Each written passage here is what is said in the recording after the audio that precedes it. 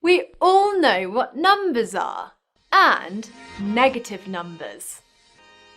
But did you know that mathematicians classify numbers into different types, into a number system? Let's start at the top with real numbers. They can be positive, negative, zero, decimals, fractions, pi. Nearly any number you can think of is a real number. Only imaginary numbers, like the square root of -1 and infinity, aren't real. But we don't really need to worry about them at this stage. If you can put a number on a number line, then it's a real number. This symbol is used to represent real numbers. Real numbers split into two subsets, rational and irrational. Rational numbers can be written as a fraction. I just remember rational, fractional sound similar. So, any whole number, terminating decimals, recurring decimals. In fact, all numbers except for non-repeating decimals are rational. Decimals that do not repeat are irrational. Some well-known examples are pi, e, and square root 2. So many square roots and cube roots are irrational.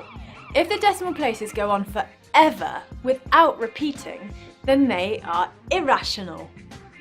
Now back to rational numbers. These can be separated down further, natural numbers and integers. Integers are any positive whole numbers, negative whole numbers, 0, whereas natural numbers are just from 0 and the positive counting numbers.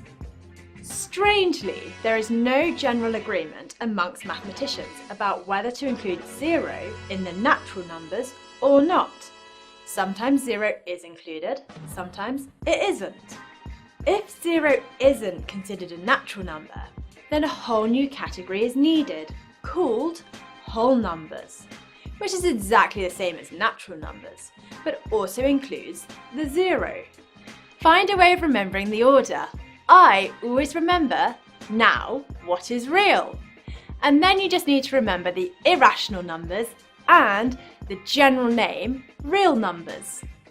Answer these questions, making sure to include all that apply.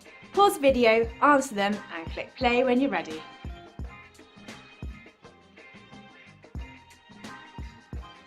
For now, we just need to know that this real number system exists and where different numbers fit into it. If you stick with mathematics in future life, you may study it in more detail.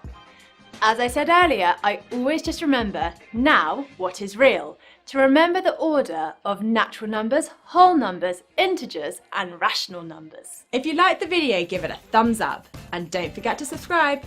Comment below if you have any questions. Why not check out our AddyESchool app as well?